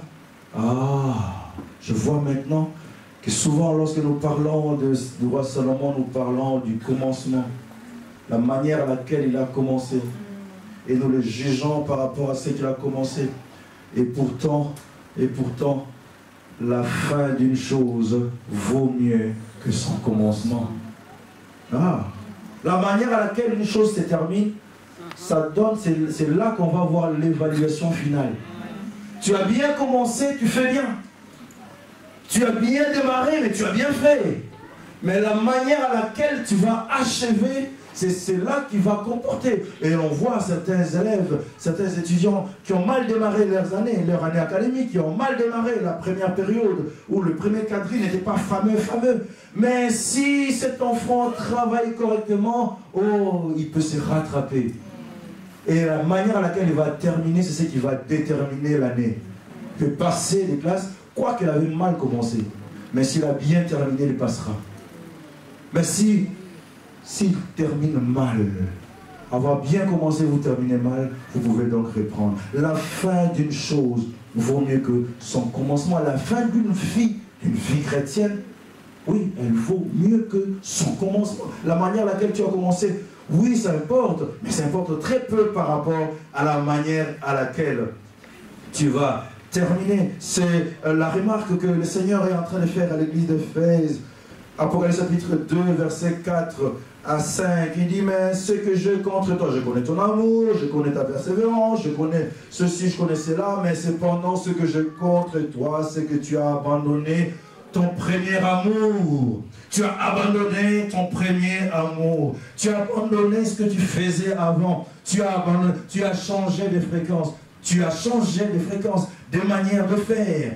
Souviens-toi donc d'où tu es tombé. Il y a toujours une solution. Souviens-toi donc d'où tu es tombé. Répands-toi et pratique quoi? Tes premières œuvres. Reviens encore ici. Le message est pour quelqu'un dans cette assemblée. Et le message est pour quelqu'un qui nous entend au travers des médias. Maintenant, souviens-toi d'où tu es tombé. Souviens-toi d'où tu es tombé. Répands-toi et pratique tes premières répands-toi et pratique tes premières œuvres. Sinon, il y a une menace. Sinon, je viendrai, dit le Maître Jésus. Je viendrai à toi et j'ôterai ton chandelier à sa place, la lumière à sa place, de l'huile à sa place. Oui, à moins que tu ne te répands, à moins que tu ne te répands. Ce message est pour quelqu'un qui m'entend aujourd'hui, Souviens-toi d'où tu es tombé. Oh, tu as commencé une vie chrétienne avec pompe, avec zèle, mais tu as bien fait. Mais il faudra que tu la termines aussi correctement. Il faudra que tu la termines aussi correctement, avec le même zèle. Sinon, augmentant des ailes, augmentant l'envie de craindre Dieu, augmentant. Galates chapitre 3 nous dit, oh Galates, dépourvu de sens. Parce que les Galates sont retrouvés, ceux qui habitent en Galatie, ils sont retrouvés en train de revenir sur des vieilles habitudes, des anciennes choses. Et voici ce que la Bible dit, ça c'est Paul qui leur parle, il dit, Galates dépourvus de sens. D'autre part on dit, Galates, homme peu d'intelligence. Galates sans intelligence. Galates dépourvus de sens. Galates insensés. Dépourvus de sens. Qui vous a fasciné? Vous, au jeu de qui Jésus-Christ a été peint comme crucifié. Dans notre version, dans la version de Summer, que je vois ici le pasteur tenir, il est marqué certainement, on dit, Galates insensés, qui vous a envoûté ainsi? Qui vous a envoûté? Qui vous a ensorcelé? Dans notre version, on dit, qui vous a ensorcelé? Qui vous a ensorcelé? Verset 2. Voici seulement ce que je veux apprendre de vous. Et dans ma version, du Summer, il s'est marqué, je ne vous poserai qu'une seule question. À quel titre avez-vous reçu le Saint-Esprit? Est-ce parce que vous avez accompli la loi ou parce que vous avez accueilli avec foi la bonne nouvelle que nous avons enseignée et que vous avez entendue? Parce que les Galates, c'était des personnes qui avaient reçu Jésus-Christ comme leur Seigneur et Sauveur, qui ont commencé à marcher en nouveauté de vie, et puis à un moment donné, l'apôtre Paul remarque qu'ils sont des personnes qui ont rétrogradé, qui ont repris encore les habitudes et coutumes des Juifs. Ils ont commencé encore à observer les lois, les commandements, la manière à laquelle les Juifs les font par rapport à leur tradition. Et alors, on leur pose la question, c'est Paul qui pense qu'ils sont envoûtés, qu'ils sont dépourvus d'essence. Verset 3, ça va aller vite. Verset 3. Êtes-vous tellement dépourvus de sens? Après avoir commencé par l'esprit, voulez-vous maintenant finir par la chair? Dépourvus de sens, vous avez commencé une vie chrétienne par l'esprit. Vous aimez les prières, vous aimez la méditation de la parole de Dieu, vous aimez ces choses. Mais comment ça se fait que maintenant vous voulez terminer par la chair? Après avoir enduré des sacrifices sur le plan spirituel, aimant les Écritures, vous êtes abstenu de certaines choses, et certains endroits où vous n'aimez plus aller. Mais comment ça se fait qu'à la fin de votre vie, on voit maintenant que vous commencez encore à fréquenter les mêmes endroits que vous aviez refusés, les mêmes personnes avec qui vous avez rompu parce que vous avez donné votre vie au Seigneur? Vous qui avez commencé par l'esprit, comment voulez-vous maintenant finir par la chair? Verset 4. Avez-vous tant souffert en vain? Si toutefois c'est en vain. Dans ma version, avez-vous souffert pour rien? Et toutes ces abstinences que vous êtes données, est-ce que c'était en vain? Et tout ce que vous avez fait comme discipline, ces jeûnes et ces prières qui vous étaient données, est-ce que c'est en vain? Et c'est pour rien que vous aviez, que vous êtes abstenu de manger ou de boire pendant 2 ou 3 jours pour vaquer à la prière. Et tout ce que vous avez fait, est-ce que c'est pour rien? Pour qu'aujourd'hui vous vous retrouviez encore dans la chair. Vous vous retrouvez encore dans les choses que vous avez refusées, dans les choses que vous avez récusées. Galates chapitre 5, verset 7. Vous courez bien, toujours vous Galates. Vous courez bien. Mais qui vous a arrêté? Vous courez bien. Vous avez déjà pris de l'élan. Mais qui a dit de stopper? Vous avez déjà commencé à prendre de la hauteur dans les choses de Dieu. Mais qui vous a demandé d'atterrir? Car les temps sont mauvais, frères. La fin d'une chose vaut mieux que son commencement. La fin d'une vie chrétienne vaut mieux que son commencement. Les jours qui viennent sont des jours très décisifs. À tout moment, frères, sœurs, la trompette peut sonner. À tout moment, selon les études, ceux qui étudient les Écritures, les signes de la fin se sont déjà mis sur place. Il ne reste bien quelqu'un qui disait ici, il ne reste plus que, donc les trompettes sont déjà en bouche, il ne reste plus qu'ils puissent souffler. Et là, nous devons savoir que voilà, si nous pouvons retenir comme conclusion, la crainte de Dieu toujours de mise. Pourquoi? Parce que soit nous avons l'enlèvement, soit c'est le jugement. Et si le jugement, nous devons savoir qu'il y a 2 seules choses. La vie éternelle avec Dieu ou les flammes de l'enfer. Ecclésiaste chapitre 12, verset 13, c'est là que nous allons terminer. C'est la fin de toutes choses. Nous allons revenir encore chez Salomon, à qui la sagesse avait été donnée, et nous allons lui prêcher lui-même, Salomon, avec ses propres termes. Ecclésiaste chapitre 12, verset 13, ça c'est la conclusion du livre. Écoutons la fin du discours, parce que quand il conclut l'Ecclésiaste, crains Dieu et observe ses commandements. C'est là ce que doit faire tout homme. Voilà la conclusion. Crains Dieu et observe ses commandements. C'est là ce que doit faire tout homme. Verset suivant. Car Dieu amènera toute œuvre en jugement au sujet de tout ce qui est caché, soit bien, soit mal. Ah, je comprends donc, frère, oui, que tout ce que nous faisons, frère, de la manière à laquelle nous avons commencé, de la manière à laquelle nous avons terminé, rien ne sera caché au devant de Dieu. Tout va passer devant le jugement. Le message de ce midi était que la manière à laquelle nous avons commencé, frère, oui, ça importe très peu par rapport à la manière à laquelle nous allons terminer. Oui, ça importe tout de même, mais cependant, le jugement, c'est la manière à laquelle nous allons terminer la vie chrétienne. La fin d'une chose vaut mieux que son commencement. La vie chrétienne, oui, nous devons continuer à la parfaire. Tu courais bien, ne t'arrête pas. Augmente par contre, parfaire. Tu courais bien, ne t'arrête pas. Augmente par contre. Tu priais bien, n'arrête pas. Augmente par contre. Oui, tu craignais Dieu, n'arrête pas. Augmente par contre en crainte de la parole de Dieu. Car le Seigneur appellera toutes choses, toute chair et toute œuvre au jugement. Parole du Seigneur. Amen.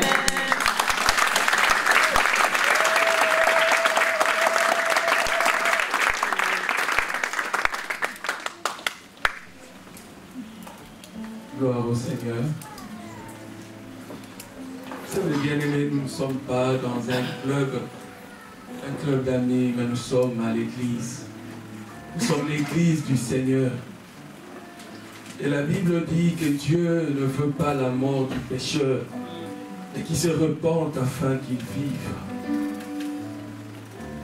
Je suis sûr que Dieu t'a parlé.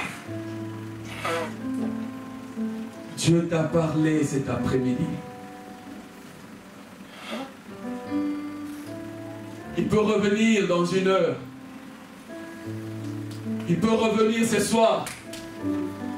Il peut revenir demain.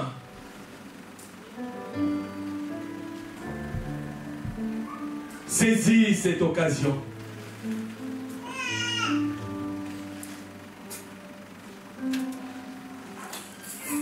Dans Hébreux chapitre 13, verset 17, la Bible dit: obéissez à vos conducteurs et ayez pour eux de la déférence, car ils veillent sur vos âmes comme devant en rendre compte. Ils veillent sur vos âmes comme devant en rendre compte. Et notre bien-aimé a parlé comme une sentinelle cet après-midi. Toi qui es en train de prendre un chemin qui mène à l'enfer, toi qui es en train de te détourner de Dieu, tu le sais. L'Esprit de Dieu t'interpelle et tu le sais. Tu le sais. Et tu le sais. Tu le sais. Il a fait sa part. Celle de t'avertir. Si tu es là et que tu es interpellé par ce message, lève-toi, nous allons implorer la miséricorde de Dieu. Lève-toi pour que quand la trompette sonnera, que tu es part avec le Maître. Ne regarde pas ceux qui sont tout autour de toi. Chacun rendra compte de sa vie. Si tu es là, lève-toi, nous allons implorer la miséricorde de Dieu. Moïse dit à Dieu: si tu ne veux pas marcher avec ce peuple, alors je ne marcherai pas. Aujourd'hui, comme conducteur, nous nous arrêtons pour dire: lève-toi là où tu es, afin qu'ensemble nous puissions plaider la miséricorde de Dieu. Il n'y a qu'une vie, il n'y a pas de brouillon. C'est cette vie qui déterminera là où tu seras avec le Seigneur. Oh, je regarde, ne regarde pas ton titre, ne regarde, s'il te plaît, s'il te plaît. S'il te plaît, lève-toi, nous allons implorer la miséricorde de Dieu. David dit: quand je cachais ma transgression, je ne prospérais pas. Mais je l'ai avoué à l'Éternel et il a eu pitié de moi. Je voudrais demander pardon à Dieu avec toi. Oh Dieu de miséricorde, merci pour ces frères, merci pour ces sœurs. Dieu de miséricorde, ce n'est pas en vain que tu t'es adressé à ton église de la Borne cet après-midi. Seigneur, nous venons à toi avec nos frères, se mettant debout, Seigneur. Ils reconnaissent, Seigneur, leur état, oh Dieu. Se mettant debout, Seigneur, c'est une preuve qu'ils lèvent les mains vers toi pour te dire: prends pitié de nous. Pour te dire, oh Dieu, pardonne nos offenses. Pour te dire, oh Dieu, lave-nous de nos péchés. Pour te dire, oh Dieu, délivre-nous afin que nous ayons part avec toi. Délivre-nous afin que nous ayons part avec toi. Tu dis, Seigneur, tu ne mets pas dehors celui qui vient à toi. Alors, tu dis, Seigneur, tu ne mets pas dehors celui qui vient à toi. Alors accepte, agrée mon frère, agrée ma soeur, agrée ces bien-aimés qui se sont mis debout et qui implorent ta miséricorde. Laisse que le sang de Jésus les lave, que le sang de Jésus les purifie. Oh Seigneur, afin qu'il n'y ait plus de condamnation. Oh, toi les dieux de miséricorde, merci de faire miséricorde. Merci Seigneur, merci Seigneur. Merci parce que nous sommes en paix avec toi. Merci parce que nous sommes réconciliés avec toi. Seigneur, aide-nous pour le reste du chemin à te rester fidèle. Aide-nous Seigneur à te rester attaché. Nous ne voulons pas agir comme Seigneur le peuple de Galate, Seigneur mon Dieu. Seigneur qui, ayant marché par l'esprit, se sont retournés vers la chair. Seigneur, aide-nous à saisir la grâce de l'esprit afin de mener une vie de victoire, une vie de joie et de paix. Au nom de Jésus, nous te disons merci. Sois béni, Seigneur.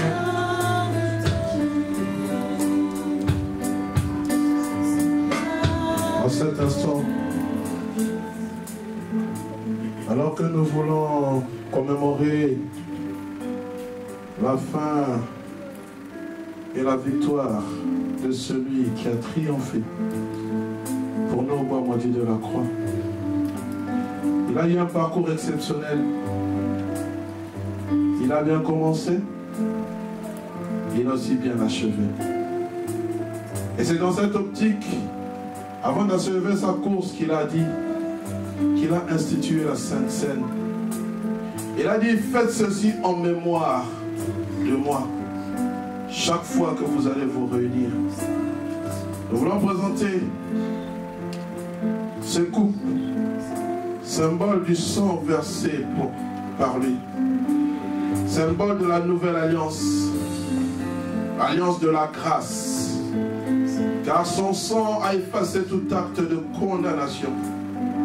Nous qui étions séparés de Dieu, nous nous sommes réconciliés avec lui par l'œuvre de la croix. Éternel Dieu des armées, nous voulons te présenter ces coups. Nous te demandons de les sanctifier. Qu'à travers, Seigneur Dieu de gloire, ce symbolisme qui commémore le sang coulé au bois maudit de la croix, que nous puissions, Seigneur, sortir encore plus victorieux dans cette course éternelle, Dieu de gloire, qui nous conduit auprès de toi. La Bible dit qu'il prit le pain et le remplit et dit, prenez, mangez-en tous, car ceci est mon corps livré pour vous. Éternel Dieu des armées, la Bible déclare que par tes meurtrissures, nous avons la guérison. Nous te présentons, Seigneur, ce pain sans levain, symbole de ton corps sans péché qui a été cloué pour nous au bois maudit de la croix. Sois loué, sois béni. Alors que nous allons le prendre, Seigneur, dans nos corps mortels, nous prions, Seigneur, que nous puissions nous rappeler de ta victoire sur la mort. Car nous savons ce que dit la parole de Dieu. Celui qui a le Christ, qui a le Fils, a la vie. Que tous ceux qui ont un cœur disposé, disponible, qui marchent en nouveauté de vie et qui savent que réellement leur vie est en communion avec le Seigneur, puissent se tenir debout afin de prendre le repas du Seigneur. Alléluia.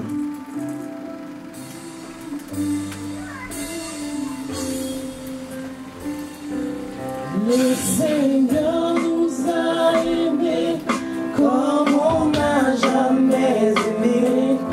Il nous guide chaque jour comme une étoile dans la nuit. Quand nous partageons le pain, il nous donne son amour. Dès que nous vous donnons le repas, vous pouvez le prendre. La vie, Dieu, le pain de Dieu. Le Seigneur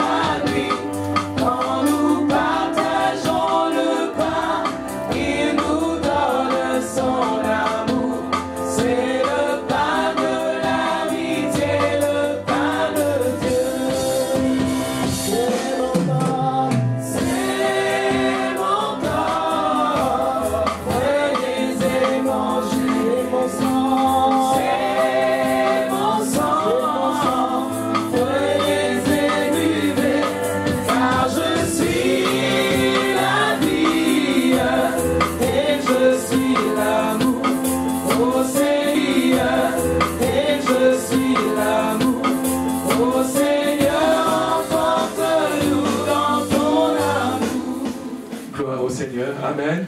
Amen. Nous voulons, bien aimés, vous donner une occasion en tant qu'Église. Nous sommes conscients que l'Éternel est celui qui accorde le succès et la réussite à nos enfants. Nous vous avions dit il y a quelques dimanches qu'aujourd'hui nous souhaitons lever une offrande de reconnaissance pour la réussite de nos enfants. Pourquoi? Parce que nous croyons que c'est Dieu qui leur accorde la réussite. Plusieurs témoignages des parents vont dans ce sens-là. En ce qui me concerne, mes enfants fréquentent une école flamande. Je me souviens quand on a été les inscrire à cette école-là, on nous disait, vous les parents, vous ne parlez pas néerlandais, ça va être compliqué pour les enfants. Mais nous avions fait ce choix-là parce que nous-mêmes, quand nous postulons pour travailler, on nous disait toujours, vous ne parlez pas néerlandais, ça va être compliqué. Alors on a voulu éviter ça à nos enfants. Nous les avons mis ainsi dans une école néerlandophone. C'est vrai que ça demandait beaucoup pour le suivi. Par la grâce de Dieu, ce sont des enfants qui sont très intelligents. On n'a pas eu vraiment à être derrière eux. Ils se sont appliqués. Mais dans cette école, plusieurs des parents d'immigrés avaient fait partir leurs enfants de l'école parce que c'était très difficile. Et on leur disait que ça va être compliqué pour vous parce que d'autant plus que vous ne parlez pas néerlandais. Mais nous avons vu la main de Dieu. Les 2 premiers de mes enfants terminés dans cette école sont maintenant à l'école secondaire. Et ça a été une grâce de Dieu. Amen. Et mon aîné qui est maintenant en 3e secondaire, quand il a commencé la 1re secondaire, à un moment donné on nous appelait pour dire que ça va être compliqué pour lui. Il faudrait qu'il change d'école. C'est pas que l'enfant n'était pas intelligent. Mais seulement l'enfant n'avait pas découvert la bonne méthode pour étudier. Je me souviens que nous avons parlé avec lui, nous lui avons dit désormais quand l'école se termine, tu resteras 2 heures à l'école pour travailler, tu rentreras vers 18h, ne rentre plus à 15h, rentre à 18h. Et il a commencé à faire cela.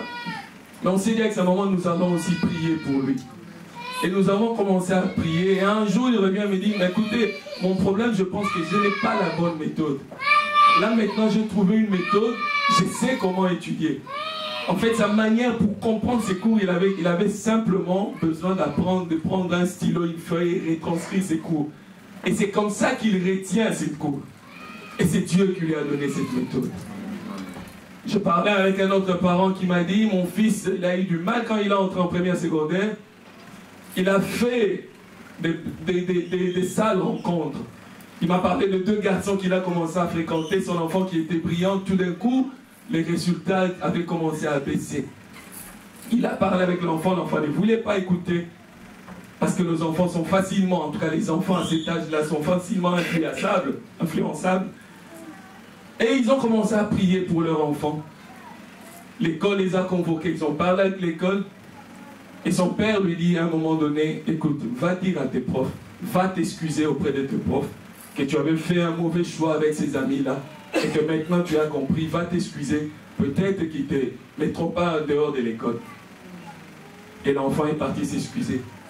Et ses résultats, tout d'un coup, ont commencé à changer parce qu'il avait quitté cette fréquentation-là. Mais ce sont des chrétiens comme vous et moi.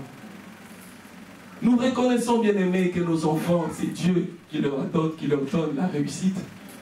C'est pourquoi, Seigneur, Dieu voit et ça réjouit Dieu.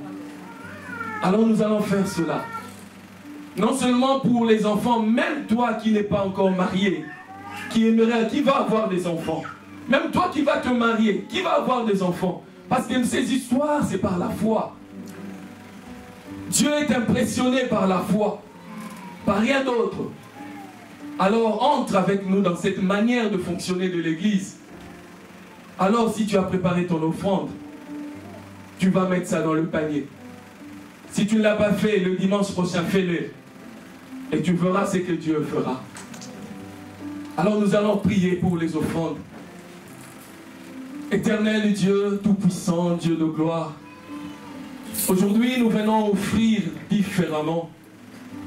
Non seulement les offrandes, non seulement nos dîmes, mais nous voulons apporter encore une enveloppe qui symbolise notre reconnaissance vis-à-vis de ce que tu fais pour nous, et spécialement pour nos enfants.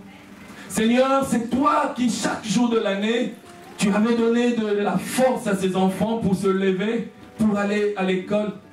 Seigneur, c'est toi qui leur as donné la bonne santé pour qu'ils participent au cours. C'est toi qui leur as donné, quand il fallait, l'intelligence pour réussir les examens. Alors nous revenons, Seigneur. Nous revenons sincèrement. Seigneur, comme Abraham était revenu de la bataille, pour dire merci, pour offrir la dîme à Melchisedec. Seigneur, nous venons nous arrêter devant toi pour dire merci. Seigneur, nous ne l'avons pas fait en dehors de l'église. Nous l'avons fait dans l'église. Nous nous tenons devant l'autel. Nous nous tenons devant la croix de Christ pour prier, Seigneur, pour toutes les familles de l'église. Éternel, tu as dit, il y aura une différence entre ceux qui invoquent Yahweh et ceux qui ne l'invoquent pas. Seigneur, que cette différence se fasse voir, oh Dieu, dans nos familles. Et comme ton serviteur a dit, après que Salomon ait demandé, la Bible dit, tu as donné au-delà. Seigneur, tu sais, en apportant cette offrande, c'est que tu veux nous donner. Alors nous recevons, oh Dieu, par la foi, ce que tu es prêt à nous donner. Merci, oh Dieu. Au nom de Jésus-Christ.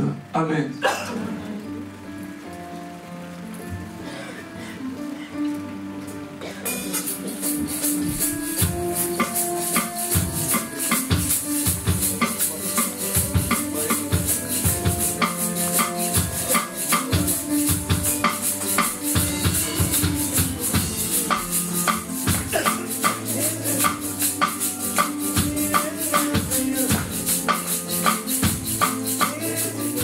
Alléluia. Que Dieu soit béni. Seigneur, tu nous as parlé. Tu nous as avertis. Tu nous as alertés. Seigneur, oui, nous pouvons bien commencer une course et mal la terminer. Ma prière est que tu gardes nos cœurs plus que toute autre chose. Nous ne voulons pas tomber dans l'orgueil. Nous ne voulons pas tomber dans la légèreté. Nous ne voulons pas tomber dans l'idolâtrie. Nous ne voulons pas que nos cœurs se penchent vers d'autres dieux. Nous voulons rester intègres. Seigneur, on appelle David homme selon le cœur de Dieu. Mais lorsque je regarde son parcours, à un moment donné, il a lieu à trébucher. Et ce que j'aime, une fois, Seigneur, qu'il a compris ce qui s'est passé, il est revenu vers toi pour demander pardon. Seigneur, donne-nous des cœurs humbles, des cœurs qui sachent s'humilier devant toi, revenir au pied de la croix, revenir au pied de ton trône et demander pardon, Seigneur, lorsque nous nous détournons. Car l'orgueil précipite, amène à la ruine. Mais un cœur humble, Seigneur, obtient miséricorde devant toi. Je prie pour ce peuple, je prie pour cette église, je prie, Seigneur, pour les frères et sœurs qui sont là au milieu de nous, qui viennent dimanche après dimanche, vendredi après vendredi. Seigneur, apprends-nous à avoir un cœur humble dans ta présence. S'il te plaît, je bénis cette semaine, je bénis ce mois d'août, car avec toi nous sommes toujours victorieux. Ma prière, Seigneur, c'est que nous puissions triompher du péché, de toutes sortes de tentations, de toutes choses qui peuvent nous empêcher de voir ta gloire. Parce que le désir, c'est de voir le surnaturel dans nos maisons. Et tu ne peux pas agir dans nos maisons si le péché est à la porte. Tu as dit, Seigneur, le péché est à la porte. Mais toi, domine sur lui. Seigneur, nous voulons dominer sur le péché qui vient frapper à nos portes. Que vos entreprises réussissent. Que vos études soient florissantes. Que vos enfants soient épanouis. Je prie pour des maisons, des familles épanouies en Jésus. Je prie, Seigneur, pour ceux et celles qui n'ont pas encore touché ce que tu leur as promis. Seigneur, qu'ils puissent voir ta gloire. Qu'ils le voient, Seigneur. Car nous savons que rien n'est impossible à Dieu. Tout est possible à celui qui croit. Recevez la parole de Dieu. Et que la parole de Dieu dans vos cœurs produise des fruits dignes de la repentance. Allons dans la paix du Seigneur. Au nom de Jésus. Amen.